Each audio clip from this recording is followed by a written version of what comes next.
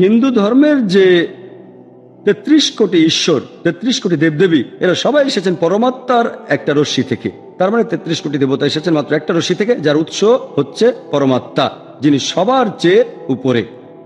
এই কথার প্রথম অংশটার সাথে আমি একমত, পুরোপুরি একমত। এই কথা সেদিনের অনুষ্ঠানে বলেছিলাম যে অনেকে মনে করে হিন্দু ধর্মের অনেক দেবদেবী আছেন, আসলে হিন্দু ধর্মে একজন ঈশ্বর। তারপর উনি বললেন আমরা আধ্যাত্মিকতায় বিশ্বাস করি, এক ঈশ্বরকে বিশ্বাস করা।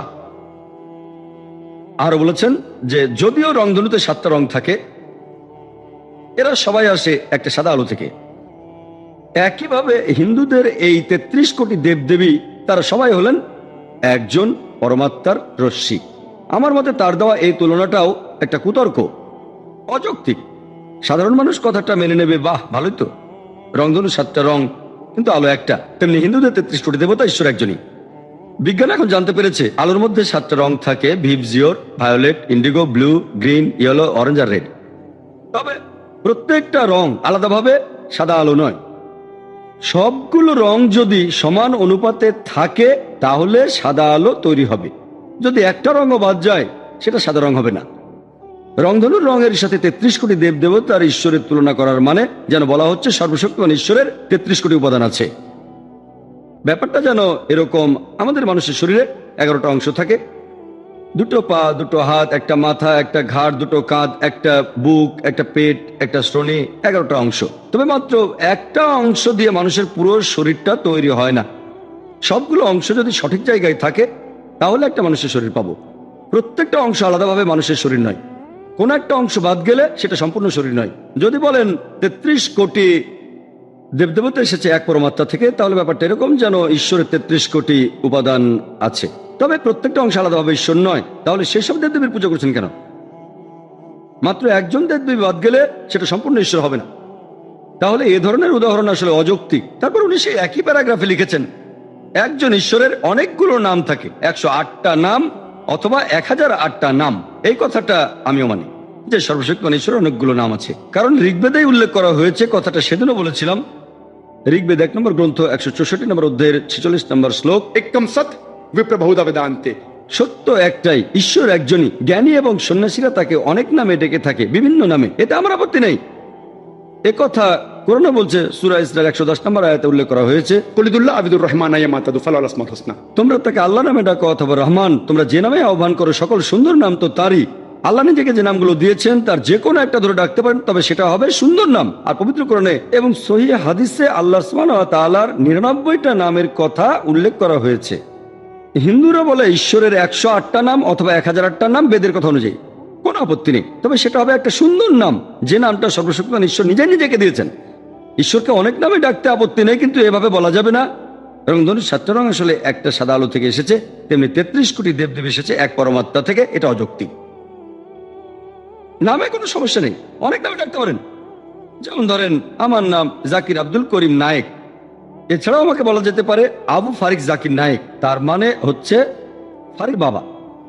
এছাড়াও বলা যায় আবু জিকরা জাকির নায়েক, মানে জিকরাগের বাবা, অথবা আবু রুজদা জাকির নায়েক, রুজদা জাকির নায়েকের বাবা। 4টা নাম, সবগুলো একজনের, সবগুলো আমাকে দেখিয়ে দিচ্ছে, সবগুলো নামে আলাদা। এগুলো আর অন্য কাউকে বোঝাচ্ছে না। 4টা আলাদা নাম, কিন্তু মানুষ একটাই। নাম আলাদা হতে পারে, তবে শুধু আমার হাতটা পুরো জাকির নায়েক নয়, শুধু পা দিয়ে পুরো জাকির নায়েককে পাচ্ছেন না। হাত দুটো না থাকলে আমি পুরো জাকির নায়েক না, আমি অসম্পূর্ণ।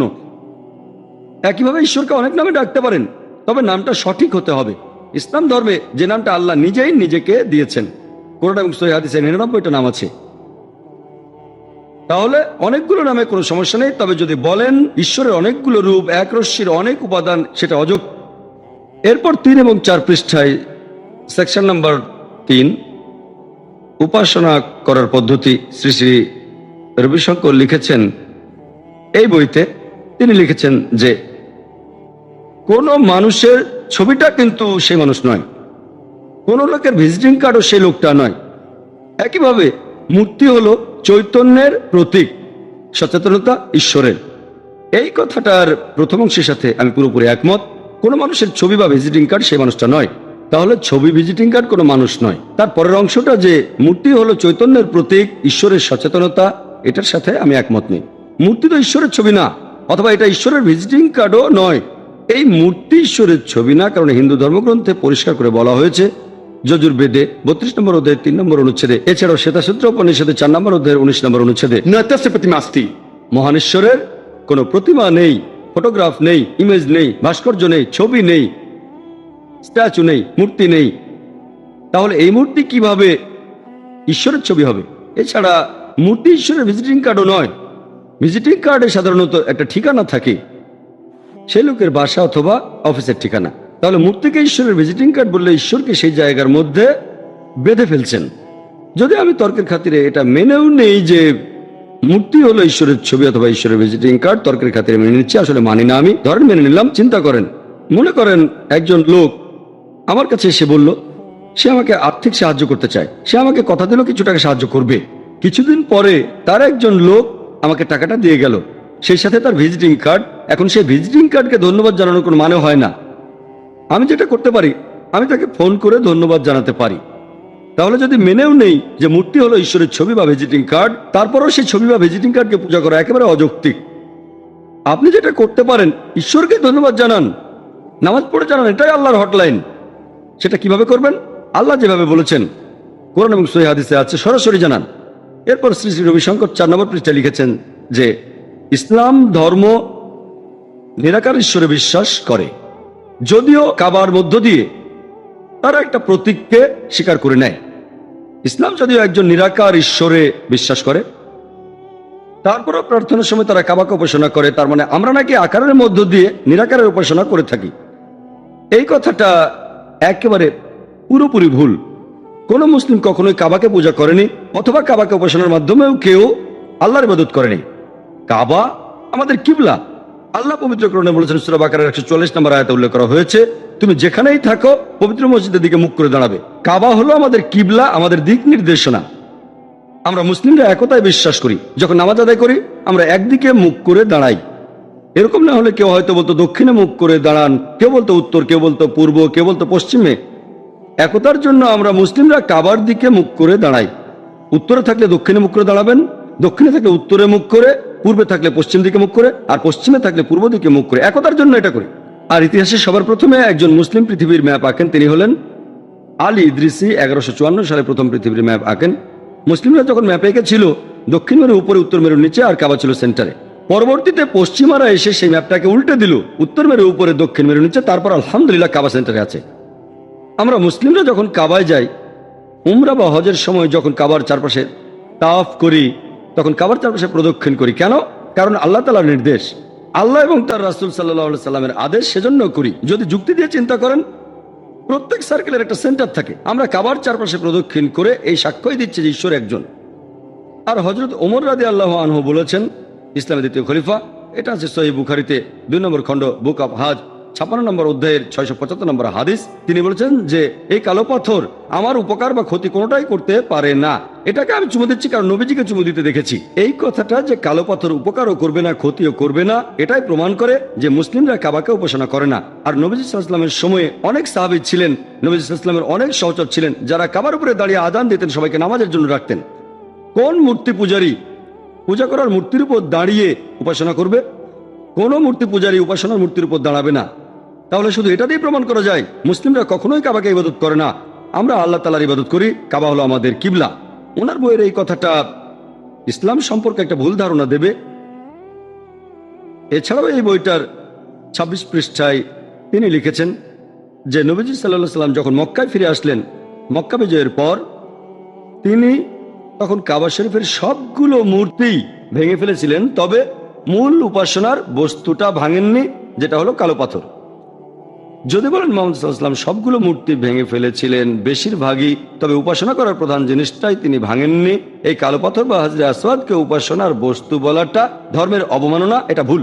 মুসলিমদের কথা বাদ দেন, তারা কখনো কালো পাথরের উপাসনা করেনি। এমনকি মক্কার মুশরিকরা তারাও উপাসনা করেনি। আরবের ইতিহাসে দেখবেন কোনো মূর্তি পূজারীও কালো পাথরের উপাসনা করেনি। যে কোনো ইতিহাস, শুধু ইসলামিক নয়, নন ইসলামিকও দেখেন, কোন ইতিহাসের বই বলছে না যে মূর্তি পূজারীরা কালো পাথরের উপাসনা করত। এভাবে মন্তব্য করাটা একেবারেই ভিত্তিহীন। শ্রী শ্রী রবিশঙ্কর বলেছেন আধ্যাত্মিকতার জন্য বিশুদ্ধতার প্রয়োজন হয়। তাহলে এমন মন্তব্য কেন করছেন যেগুলো ঠিক না? সভ্যতার ইতিহাসে কোনো মানুষ কখনোই কালো পাথরের উপাসনা করেনি। এরপরে তিনি 7 নম্বর পৃষ্ঠায় লিখেছেন যে মুসলিমদের রমজান মাস, ওনার মতে রমজান শব্দটা এসেছে রামা এবং ধ্যান থেকে। রামা মানে অন্তরের উজ্জ্বলতা, ধ্যান মানে মেডিটেশন করা। রমজান এসেছে সংস্কৃত শব্দ রামা আর ধ্যান থেকে, তার মানে রমজান মাসে ধ্যান করতে হবে ওনার কথা অনুযায়ী। এটা আছে তার বইয়ের 7 নম্বর পৃষ্ঠায়, ধ্যান করা। রমজান শব্দটা সংস্কৃত রামা আর ধ্যান থেকে এসেছে, এটাও অযৌক্তিক। রমজান শব্দটা এসেছে আরবি শব্দ রামাদা থেকে। রামাদা মানে প্রচন্ড গরম, বালি আর মাটি খুব গরম হয়ে গেছে, কারণ হলো সূর্যের প্রখর তাপ। আর ইতিহাস দেখলে জানবেন যে আরবে যখন হিজরি সালের প্রচলন হয়, রমজান হলো ইসলামিক ক্যালেন্ডারের 9 নম্বর মাস, ইসলামিক ক্যালেন্ডারের 9 নম্বর মাস, আর তখন সেখানে গরমকাল ছিল। এভাবে রামাদা শব্দ থেকে রমজান মাসের নামটা হয়েছে। সংস্কৃত শব্দ রামা আর ধ্যান থেকে এসেছে, এটা বলা অযৌক্তিক, এটার আসলে কোনো ভিত্তি নেই। এরপর তিনি আরো বলেছেন যে মুসলিমদের নামাজ, মুসলিমদের প্রার্থনা, নামাজ এসেছে দুটো সংস্কৃত শব্দ থেকে, নামা আর জাজ। নামা আর জাজ, নামা মানে উপাসনা করা, জাজ মানে ঈশ্বরের সাথে মিলিত হওয়া। তাহলে নামাজ মানে উপাসনা করা, ঈশ্বরের সাথে মিলিত হওয়া। নামাজ সংস্কৃত থেকে এসেছে, এটা তিনি কোথায় পেলেন আমি জানি না। 1 নম্বর পয়েন্ট, নামাজ কোন আরবি শব্দই নয়। নামাজ শব্দটা কোরআনের কোথাও নেই, নবীজি মুহাম্মদ সাল্লাল্লাহু আলাইহি সাল্লামের সহিহ হাদিসেও বলা হয়নি। মুসলিমদের ইবাদত করার আরবি শব্দ হলো সালাহ। নামাজ আসলে একটা ফার্সি শব্দ যার অর্থ ইবাদত করা, ঈশ্বরের উপাসনা করা। তাহলে সবার আগে নামাজ কোন আরবি শব্দ নয়। আমরা ভারতীয় উপমহাদেশের লোক ইবাদত করাটাকে সালাত না বলে নামাজ বলি, এটা ইসলামিক শব্দ না, ফার্সি থেকে উর্দু হয়ে ভারতীয় উপমহাদেশে ছড়িয়ে পড়েছে। তাহলে নামাজ শব্দটা সংস্কৃত থেকে আসেনি, উনি এটা কোত্থেকে জানলেন সেটা আল্লাহ জানেন, তবে এটা ইসলামিক শব্দ না। এরপর শ্রী শ্রী রবিশঙ্কর তিনি লিখেছেন যে ইসলাম আর হিন্দুইজমে আমরা যখন প্রার্থনা করি আমরা পানি দিয়ে হাত পা ধুই। মুসলিম আর হিন্দুরা ইবাদত করার আগে হাত পা ধুয়ে নেয়। এই নিয়মটা ইসলাম ধর্মে এসেছে কারণ আরবে আগে থেকেই হাত পা ধোয়ার এই প্রাচীন বেদিক নিয়মটা ছিল। মুসলিমরা সেখান থেকে এটা নিয়েছে। ইহুদি বা খ্রিস্টানদের মধ্যে এই নিয়মটা নেই। আমি জানি মুসলিমরা নামাজ পড়ার আগে হাত পা ধুয়ে নেয়, আর কিছু হিন্দু প্রার্থনার আগে তাদের হাত পা ধুয়ে নেয়, কিন্তু উনি বললেন আরবে হাত পা ধোয়ার এই বেদিক নিয়মটা আগে থেকেই ছিল। ইহুদি বা খ্রিস্টানদের এই নিয়ম নেই, এটা পুরোপুরি ভুল কথা। ইহুদি আর খ্রিস্টানদের ধর্মগ্রন্থ সম্পর্কে যার সামান্য হলেও জ্ঞান আছে সে কখনো এমন কথা বলবে না, কারণ হাত পা ধোয়ার কথা শুধু ওল্ড টেস্টামেন্টে বলা হয়নি, নিউ টেস্টামেন্টেও এটা আছে। ওল্ড টেস্টামেন্টে দেখবেন বুক অফ এক্সোডাসে 40 নম্বর অধ্যায়ের 31 ও 32 অনুচ্ছেদে বলা হয়েছে মুসা এবং হারুন আর তাদের ছেলেরা সেখানে তাদের হাত পা ধুয়ে নিল। তারা প্রত্যেকবার তাঁবুতে ঢোকার সময় এবং বেদির কাছে যাওয়ার সময় তাদের হাত পা ধুয়ে নিল। এই সবকিছু করা হলো প্রভুর আদেশে। এরপর নিউ টেস্টামেন্টে বুক অফ অ্যাক্টস 21 নম্বর অধ্যায়ের 26 নম্বর অনুচ্ছেদে যে পল এবং তার লোকেরা ঈশ্বরের প্রার্থনা করার আগে নিজেদের হাত পা ধুয়ে পবিত্র হলো। তাহলে শুধু ওল্ড টেস্টামেন্টে নয়, নিউ টেস্টামেন্টেও আছে, ইহুদি আর খ্রিস্টানদের ধর্মগ্রন্থে আছে ইবাদত করার আগে হাত পা মুখ ধুয়ে নিতে হবে। যদি বলেন আরবে হাত পা ধোয়ার একটা বেদিক নিয়ম আগেও ছিল, সেটা আসলে মিথ্যা, পুরোপুরি ভুল, মোটেও ঠিক না। এছাড়াও শ্রী শ্রী রবিশঙ্কর তার একটা বইতে লিখেছেন prayer the call to the soul. এই বইয়ের 3 নম্বর পৃষ্ঠায় তিনি লিখেছেন যে কার উপাসনা করছেন সেটা গুরুত্বপূর্ণ না। উপাসনা করতে পারেন রামকে অথবা কৃষ্ণকে, যিশুকে বা মোহাম্মদকে অথবা আল্লাহকে, সেটা গুরুত্বপূর্ণ না। কে উপাসনা করছে সেটা গুরুত্বপূর্ণ, যে প্রার্থনা করছে সে গুরুত্বপূর্ণ, কার প্রার্থনা সেটা গুরুত্বপূর্ণ না। এখন এই কথাটা উপাসনা করাটা গুরুত্বপূর্ণ, কার উপাসনা সেটা নয়, কথাটা হিন্দু ধর্মগ্রন্থের বিরুদ্ধে যায়। এটা আছে ভগবদ গীতা 7 নম্বর অধ্যায়ের 20 থেকে 25 নম্বর অনুচ্ছেদে।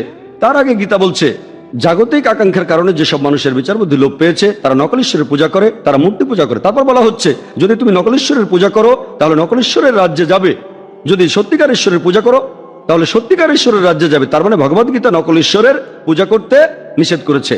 তাই যদি বলেন কার উপাসনা তার গুরুত্ব নেই, উপাসনা করাটাই গুরুত্বপূর্ণ, কার প্রার্থনা সেটার গুরুত্ব নেই, প্রার্থনা করা গুরুত্বপূর্ণ, এই কথাটা গীতার বিরুদ্ধে, বেদ এটার বিরুদ্ধে, কোরআন এটার বিরুদ্ধে।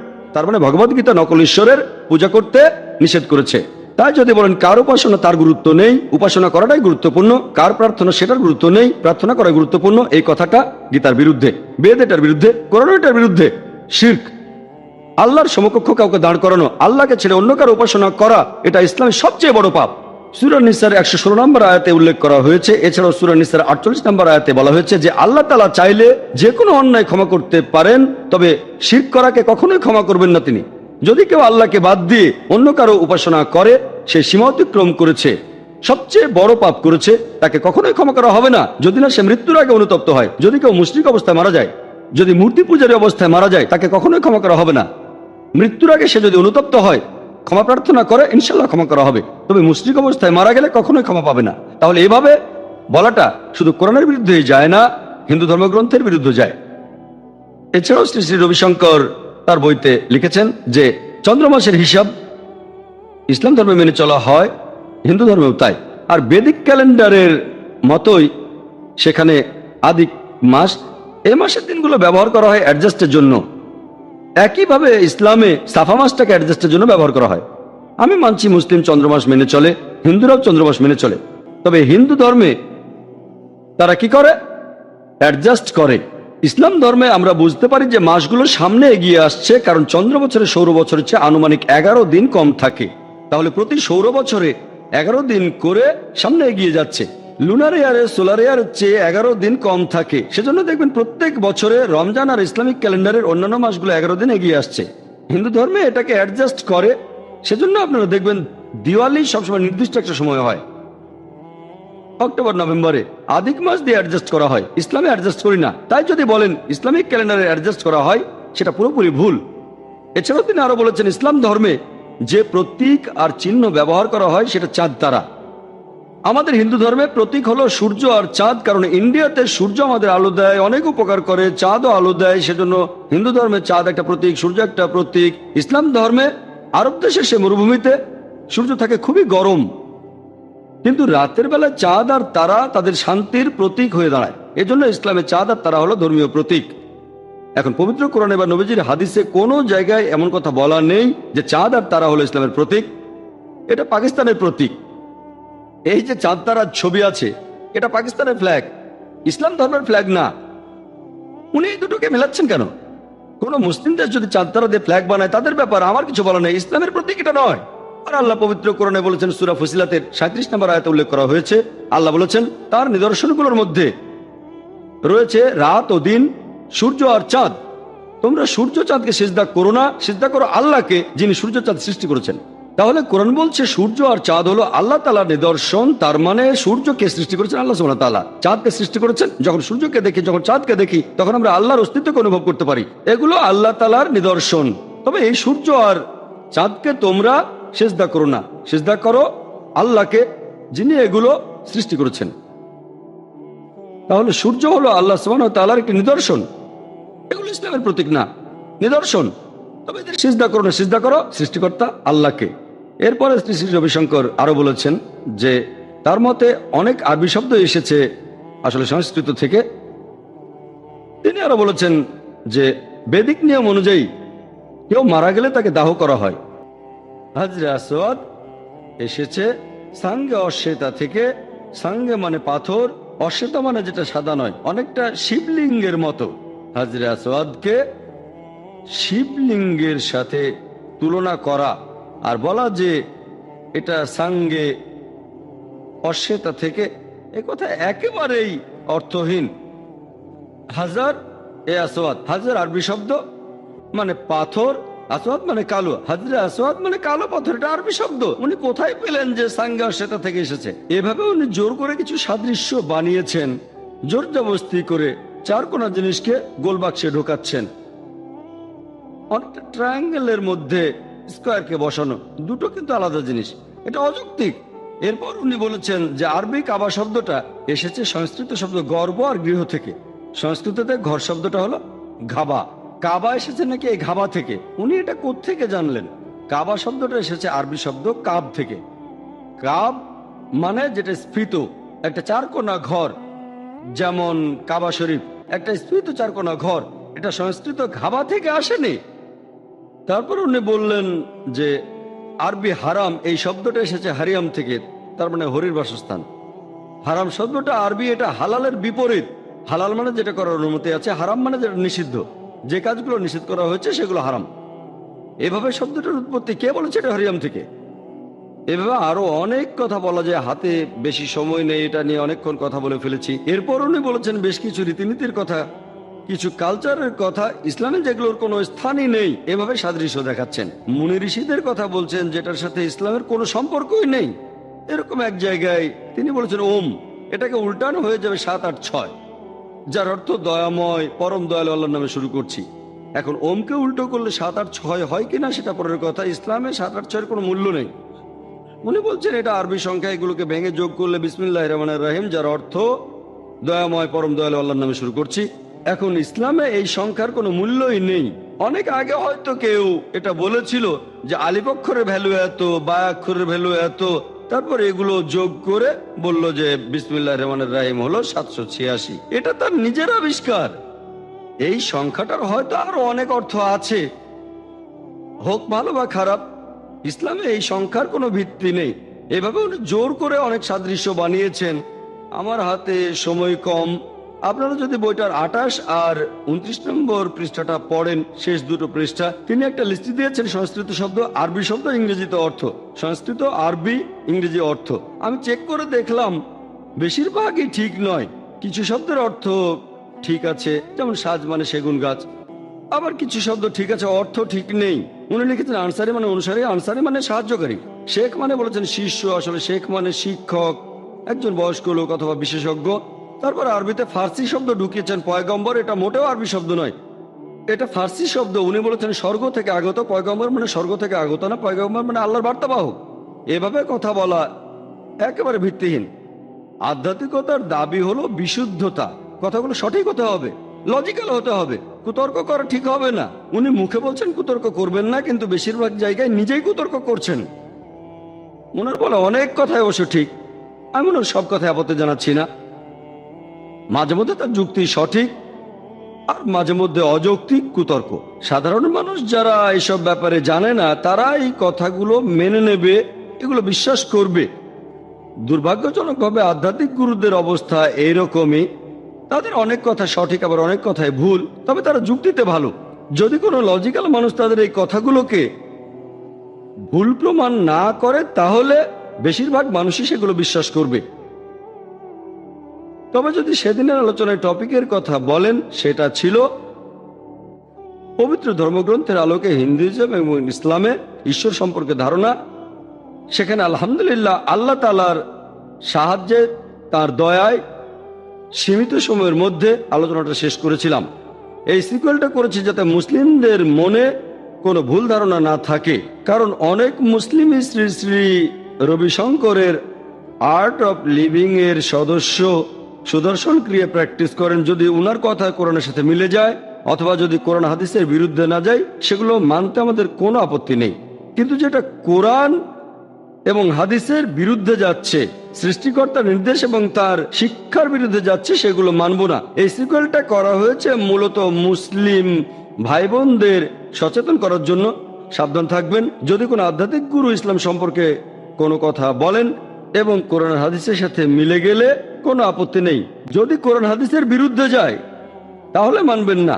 কথাগুলো কোরআন হাদিসের পক্ষে যাচ্ছে না বিপক্ষে যাচ্ছে, সেটা আগে দেখেন, আর সেখানে যুক্তি ব্যবহার করেন। এরকম কুতর্ক করবেন না, তা না হলে ভুল পথে চলে যাবেন। এটাই ছিল এই সিকুয়েলের উদ্দেশ্য। আশা করি কিছুটা হলেও সেটা পূরণ করতে পেরেছি। আমার লেকচার শেষ করব পবিত্র কোরআনের একটা উদ্ধৃতি দিয়ে। আল্লাহ পবিত্র কোরআনে বলেছেন, সূরা ইমরানের 85 নম্বর আয়াতে উল্লেখ করা হয়েছে, যদি কেউ ইসলাম ব্যতীত অন্য কোনো দিন গ্রহণ করে, শেষ বিচারের দিনে সেটা কখনোই কবুল করা হবে না, সে আখিরাতে ক্ষতিগ্রস্তদের অন্তর্ভুক্ত হবে। ও আখির দাওয়ানা আলহামদুলিল্লাহি রাব্বিল আলামিন। জাযাকাল্লাহ ডক্টর জাকির। আপনারা যদি কেউ এই টপিকের উপর ডক্টর জাকির নায়েককে প্রশ্ন করতে চান, তাহলে আপনারা একে একে প্রশ্ন করতে পারেন। আসসালামু আলাইকুম। অমুসলিমরা প্রায় বলে শিশুরা হচ্ছে ঈশ্বরের প্রতিকৃতি। এই ব্যাপারে আপনার মন্তব্যটা শুনতে চাই। ভাই প্রশ্ন করলেন যে অমুসলিমরা প্রায় বলে শিশুরা ঈশ্বরের প্রতিকৃতি। শিশুরা ঈশ্বরের প্রতিকৃতি এমন কথা আমি বাইবেল বা কোরআনের কোথাও পড়িনি। যদি বলেন শিশুরা ঈশ্বরের কাছাকাছি থাকে, আমার কোনো আপত্তি নেই।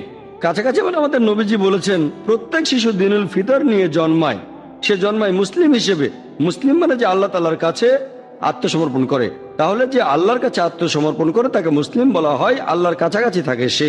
যখন কোনো শিশু জন্মায় সে আল্লাহর কাছে নিজেকে সমর্পণ করে, তার সব কাজই প্রাকৃতিক, তার হার্ট প্রাকৃতিকভাবে কাজ করে, সেভাবেই ব্যবহার করে। পরবর্তীতে আমাদের নবীজি বলেছেন তাকে প্রভাবিত করে গুরুজনেরা, শিক্ষকেরা, তখন সে ভুল পথে চলে যায়। তাই যদি বলেন শিশুরা ঈশ্বরের কাছাকাছি থাকে, আমার কোনো আপত্তি নেই। কিন্তু যদি বলেন তারা ঈশ্বরের প্রতিকৃতি, না, সেটা ঠিক না। তারা ঈশ্বরের কাছাকাছি কারণ তারা বিশুদ্ধ, তারা মাসুম। পরবর্তীতে অন্য মানুষদের দেখে হয়তো ভুল পথে চলে যেতে পারে, সঠিক পথ থেকে দূরে সরে যায়। আশা করি উত্তরটা পেয়েছেন। হ্যাঁ ভাই, আসসালামু আলাইকুম। ওয়ালাইকুম আসসালাম। রবিশঙ্কর বলেছিলেন যে সমস্যা তখনই হয় যখন আমরা মনে করি যে আমরাই ঠিক আর অন্যদেরকে শুধরাতে চাই। উনি বলেছিলেন যে আপনার চিন্তা ভাবনা অন্যের উপর চাপিয়ে দিবেন না। এই ব্যাপারে আপনি কি বলেন? শ্রী শ্রী রবিশঙ্কর বলেছিলেন, ভাই প্রশ্ন করলেন যে সমস্যা তখনই হয় যখন আমরা নিজেরা মনে করি যে আমরাই সঠিক আর অন্যের উপরে জোর করে সেটা চাপিয়ে দিই। আংশিকভাবে ওনার কথা সঠিক। মাঝে মধ্যে মনে করি যে শুধু আমরাই সঠিক, কখনো সেটাই সঠিক, আবার কখনো সেটা ভুল। যদি সেটা সত্যি হয়ে থাকে তাহলে আমাদের কথা ঠিক, 2 + 2 = 4, এটা ছাড়া অন্য সব উত্তর ভুল, এটা সঠিক। আমি যদি বলি 2 + 2 = 4, 4 বাদে অন্য সবকিছু হলে সেটা ভুল, তাহলে আমি সঠিক। তবে মাঝে মধ্যে দুটোই সঠিক হতে পারে। আমি যদি বলি 5-এর চেয়ে কোন সংখ্যাটা বড়, 10 5-এর চেয়ে বড়, 20 5-এর চেয়ে বড়, 30-ও বড়, এটা প্রশ্ন আর উত্তরের উপর নির্ভর করে। মাঝে মধ্যে সঠিক উত্তর একটা আর মাঝে মধ্যে অনেকগুলো হতে পারে। দ্বিতীয় অংশ, যে আমরা জোর করে চাপিয়ে দিচ্ছি, জোর করে শুধরাতে চাচ্ছি, এটা আমি মানি না।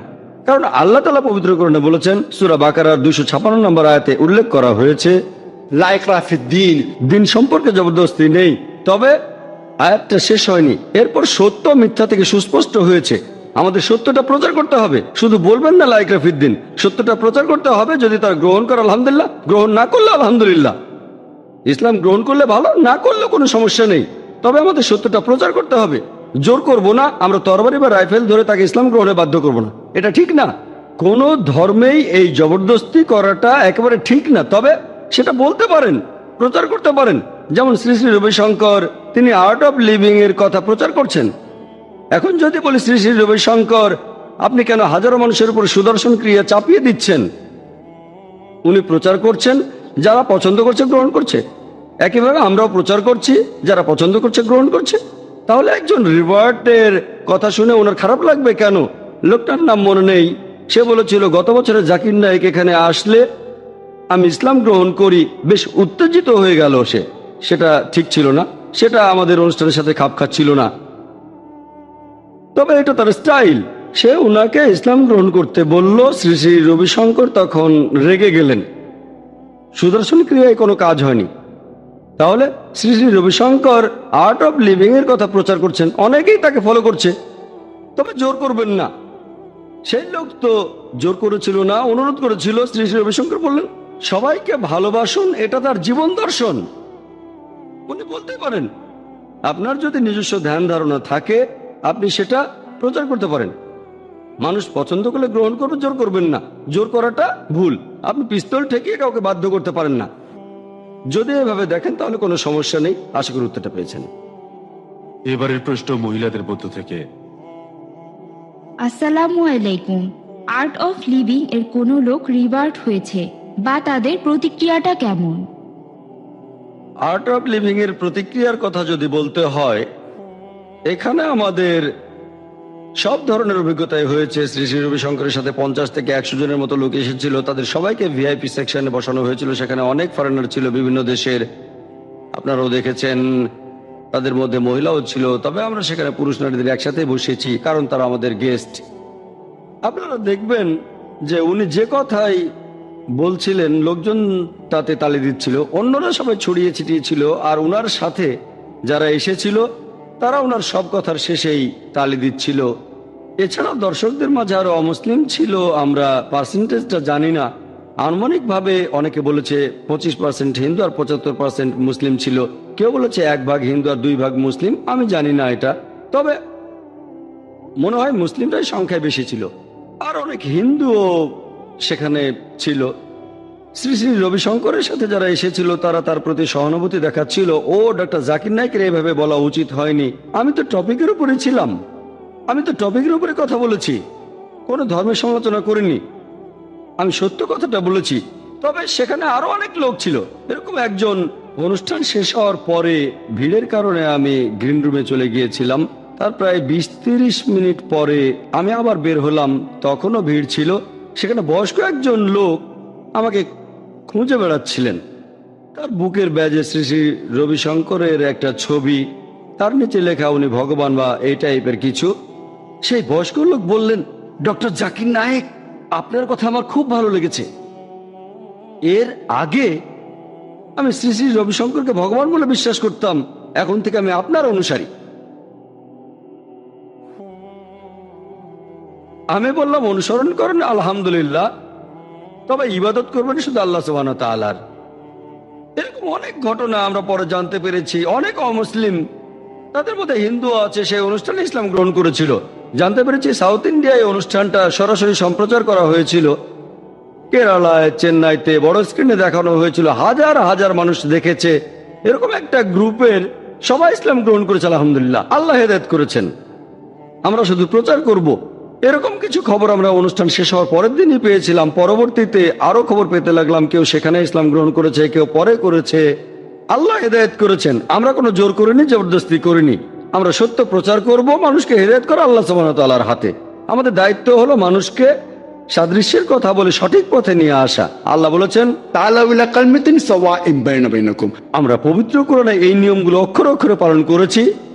কিছু মানুষ বলা বলি করছিল, ডক্টর জাকির নায়েক কিভাবে শ্রী শ্রী রবিশঙ্করের সাথে এক মঞ্চে উঠবেন? তিনি তো নিজেকে ভগবান বলেন, এক মঞ্চে উঠলে সমস্যাটা কোথায়? ওনার কথা ইসলামের সাথে মিলে গেলে মেনেছি, না মিললে মানেনি। অনুষ্ঠান শুরু হওয়ার পরেও অনেকে এরকম ভাবছিল, না জানি কি হয়। আলহামদুলিল্লাহ সুম্মা আলহামদুলিল্লাহ, মুসলিমদের কথা যদি বলতে হয়, অনেক আলেম সেখানে উপস্থিত ছিলেন, তারাও সন্তুষ্ট হয়েছেন। তারা ভেবেছেন আমি হয়তো অন্য সবার মতো একে অন্যের প্রশংসা করব। আলহামদুলিল্লাহ, আল্লাহ সাহায্য করেছিলেন আর তিনি অনেক মানুষকে হিদায়াত করেছেন। হ্যাঁ ভাই, সামনের ডানে। রাম এবং কৃষ্ণকে কি আল্লাহ তাআলার প্রেরিত রাসূল বলা যায়? আর বেদকে কি সর্বশক্তিমান আল্লাহর আসমানি কিতাব বলা যায়? ভাই প্রশ্ন করলেন যে রাম এবং কৃষ্ণকে আমরা আল্লাহর রাসূল বলে মেনে নিতে পারি কিনা, আর বেদকে আল্লাহ তাআলার আসমানি কিতাব বলা যায় কিনা। আমি সেদিনকার লেকচারেও এই কথাটা বলেছিলাম যে ইসলাম ধর্মে আল্লাহ পবিত্র কোরআনে বলেছেন, সূরা রদের 38 নম্বর আয়াতে উল্লেখ করা হয়েছে, ولكل أجل كتاب। প্রত্যেক যুগেই আল্লাহ তাআলা আমাদের জন্য আসমানি কিতাব পাঠিয়েছেন। কোরআনে এরকম মাত্র 4টা কিতাবের নাম বলা হয়েছে, তাওরাত, জাবুর, ইনজিল আর কোরআন। কিন্তু এ বাদেও আরো কিতাব পাঠানো হয়েছে, যেমন সুফে ইব্রাহিম ইত্যাদি, নামে 4টা। তবে সর্বশেষ ও চূড়ান্ত আসমানি কিতাব পবিত্র কোরআনের আগে যেসব কিতাব নাজিল হয়েছিল সেগুলো ছিল নির্দিষ্ট কোনো জাতির জন্য, আর সেগুলোর আদেশ নির্দেশও একটা নির্দিষ্ট সময় পর্যন্ত মেনে চলতে হতো। তবে কোরআন যেহেতু সর্বশেষ ও চূড়ান্ত আসমানি কিতাব, এটা শুধু মুসলিম বা আরবদের জন্য নাজিল হয়নি। সূরা ইব্রাহিমের 1 নম্বর আয়াতে আল্লাহ তাআলা বলেছেন যে আলিফ লাম র, এই কিতাব আমি নবী মুহাম্মদ সাল্লাল্লাহু আলাইহি ওয়াসাল্লামের উপর অবতীর্ণ করলাম, যাতে করে তুমি মানুষকে অন্ধকার থেকে আলোতে ফিরিয়ে আনতে পারো। শুধু মুসলিম অথবা আরবদের জন্য নয়, পুরো মানুষ জাতিকে অন্ধকার থেকে আলোতে নিয়ে আসতে হবে। তাহলে কোরআন যেহেতু সর্বশেষ ও চূড়ান্ত আসমানি কিতাব, এটা শুধু মুসলিম বা আরবদের জন্য পাঠানো হয়নি, পাঠানো হয়েছে পুরো মানুষ জাতির জন্য। এই কথাটা পবিত্র কোরআনে অনেকবার আছে। সূরা ইব্রাহিমের 52 নম্বর আয়াতে আছে, সূরা বাকারার 185 নম্বর আয়াতে, এছাড়াও সূরা জুমারের 41 নম্বর আয়াতে বলা হয়েছে যে পবিত্র কোরআন পাঠানো হয়েছে পুরো মানুষ জাতির জন্য। তবে কোরআনের আগে যে কিতাবগুলো নাজিল হয়েছিল সেগুলো নির্দিষ্ট একটা জাতির জন্য, আর পালন করার কথা নির্দিষ্ট সময় পর্যন্ত। আপনি প্রশ্ন করলেন বেদকে আমরা আসমানি কিতাব বলে মনে করি কিনা। দেখেন, কোরআনের কোনো আয়াত অথবা নবীজি সাল্লাল্লাহু আলাইহি ওয়াসাল্লামের কোনো হাদিস বলছে না যে বেদ আল্লাহর আসমানি কিতাব। এটা আসমানি কিতাব কিনা বলতে পারবো না, আবার আসমানি কিতাব না তাও বলতে পারবো না। আমি বলবো হতে পারে, আমি জানি না। তবে তারপরেও যদি আসমানি কিতাব হয়ে থাকে, ধরেন আমি তর্কের খাতিরে মেনে নিলাম যে বেদ আল্লাহর আসমানি কিতাব, আসলে মানছি না। তবে আসমানি কিতাব হলেও সেটা ছিল নির্দিষ্ট জাতি আর সময়ের জন্য। বর্তমানে পৃথিবীর সব মানুষ সে থাকতে পারে ইন্ডিয়ায়, আমেরিকায় বা ইংল্যান্ডে অথবা সিঙ্গাপুরে, সবার এখন মেনে চলা উচিত সর্বশেষ ও চূড়ান্ত আসমানি কিতাব পবিত্র কোরআন। একইভাবে আমরা কি রাম আর কৃষ্ণকে আল্লাহর প্রেরিত রাসূল বলে ধরে নিতে পারি? আল্লাহ পবিত্র কোরআনে বলেছেন, সূরা ফাতিরের 24 নম্বর আয়াতে আছে, وإن من أمة إلا خلا فيها نذير। পৃথিবীতে এমন কোন জাতি নেই যাদের কাছে সতর্ককারী পাঠানো হয়নি। পবিত্র কোরআনে সূরা রাদের 7 নম্বর আয়াতে উল্লেখ করা হয়েছে, ولكل قوم هاد। প্রত্যেক সম্প্রদায়ের জন্য আমি পথপ্রদর্শক পাঠিয়েছি। আর পবিত্র কোরআনে 25 জন নবী রাসূলের নাম উল্লেখ করা হয়েছে। তবে আমাদের নবীজি বলেছেন, পৃথিবীতে আল্লাহ 1,24,000 নবী রাসূল পাঠিয়েছেন। আর সর্বশেষ ও চূড়ান্ত নবী মুহাম্মদ সাল্লাল্লাহু আলাইহি সাল্লামের আগে যারা এসেছিলেন, তারা এসেছিলেন একটা নির্দিষ্ট জাতীয় সময়ের জন্য। যেহেতু মুহাম্মদ সাল্লাল্লাহু আলাইহি সাল্লাম হলেন সর্বশেষ ও চূড়ান্ত নবী, তিনি শুধু মুসলিম বা আরবদের জন্য আসেননি। আল্লাহ পবিত্র কোরআনে বলেছেন, সূরা আম্বিয়ার 107 নম্বর আয়াতে বলা হয়েছে, وما أرسلناك إلا رحمة للعالمين। আমি তো তোমাকে প্রেরণ করেছি পুরো মানুষ জাতির প্রতি রহমত হিসেবে, সকল সৃষ্টির প্রতি রহমত হিসেবে, সমগ্র বিশ্বজগতের প্রতি রহমত হিসেবে। এই কথাটা আবার বলা হয়েছে সূরা সাবার 28 নম্বর আয়াতে উল্লেখ করা হয়েছে, وما أرسلناك إلا كافة للناس بشيرا ونذيرا। আমি তো তোমাকে সমগ্র মানুষ জাতির জন্য প্রেরণ করেছি তাদের সুসংবাদদাতা ও সতর্ককারী রূপে। তবে অধিকাংশ মানুষই এটা এখনো জানে না। যেহেতু মুহাম্মদ সাল্লাল্লাহু আলাইহি ওয়াসাল্লাম ছিলেন সর্বশেষ ও চূড়ান্ত নবী, তিনি এসেছিলেন পুরো মানুষ জাতির জন্য, আর তার প্রচারিত বাণী মেনে চলা হবে শেষ বিচারের দিন পর্যন্ত। নবী সাল্লাল্লাহু আলাইহি ওয়াসাল্লামের আগে যেসব নবী রাসূল এসেছিলেন, তারা এসেছিলেন নির্দিষ্ট জাতি আর সময়ের জন্য। আপনি বললেন রাম এবং কৃষ্ণকে আমরা আল্লাহর রাসূল বলে ধরে নিতে পারি কি না? যেহেতু তাদের নাম কোরআন এবং সহিহ হাদিসে নেই, তাই নিশ্চিত করে বলতে পারি না তারা রাসূল কিনা। এটাও বলতে পারছি না যে রাসূল না। আমি বলবো হতে পারে রাসূল ছিলেন, আমি জানি না। যদি রাসূল হয়েও থাকেন, সেটা নির্দিষ্ট জাতি আর সময়ের জন্য ছিলেন। এখনকার দিনে পৃথিবীর সব মানুষ, সে থাকতে পারে ইন্ডিয়ায়, আমেরিকায়, ইংল্যান্ডে বা সিঙ্গাপুরে বা মালয়েশিয়ায়, আমরা সবাই এখন সর্বশেষ ও চূড়ান্ত নবী মুহাম্মদ সাল্লাল্লাহু আলাইহি ওয়াসাল্লামকে মেনে চলবো। আশা করি উত্তরটা পেয়েছেন। হ্যাঁ ভাই, সামনে থেকে না, এবার আমরা একটা মহিলাদের কাছ থেকে প্রশ্ন নেব। আসসালামু আলাইকুম ডাক্তার জাকির নায়েক, আপনার কাছে আমার প্রশ্ন, আমরা মুসলিমরা কি উনার ব্রিদিং টেকনিক সুদর্শন ক্রিয়া ব্যবহার করতে পারবো? বোন প্রশ্ন করলেন যে মুসলিমরা ওনার প্রচলিত ব্রিদিং টেকনিক সুদর্শন ক্রিয়া ব্যবহার করতে পারবে কিনা। আমি আসলে ওনার এই ব্রিদিং টেকনিকটা সম্পর্কে খুব বেশি জানি না। আমি এই সুদর্শন ক্রিয়াকে বাদ দিয়ে অন্যান্য বিষয়গুলোর উপরে বেশি নজর দিয়েছিলাম। এখানে নিয়ম হলো, শ্রী শ্রী রবিশঙ্কর হোক বা অন্য যে কোনো হিন্দু গুরু, যদি সেই টেকনিকের কোনো কিছু ইসলামিক শরিয়ার বিরুদ্ধে যায়, সেটা বাদ দিতে হবে। সেটা বাদ। যদি সেটা কোরআন আর সহিহ হাদিসের কথা অনুযায়ী হয়, মেনে নেন, কোনো আপত্তি নেই। যদি না মেলে, বিরুদ্ধেও না যায়, তখন স্টাডি করতে হবে। সন্দেহজনক বিরুদ্ধে গেলে বাদ দেবেন, হোক সেটা সবচেয়ে বড় গুরু স্টিভেন কোহেনের কথা অথবা অন্য যে কোনো গুরু। কোরআন হাদিসের বিরুদ্ধে গেলে মানবেন না, কারণ আল্লাহ হলেন সবচেয়ে বড় গুরু, তিনি 1 নম্বর। যদি বিরুদ্ধে যায় তাহলে বাদ দেন, যদি বিরুদ্ধে না যায় আর পক্ষেও না বলে তাহলে রিসার্চ। এখন উনার ব্রিদিং টেকনিকের কথা যদি বলতে হয়, উনি বলেছেন মনোযোগ দেন। আরো বলেছেন প্রার্থনার সময়, এমনকি নামাজের সময়ও মন ঘুরে বেড়ায়।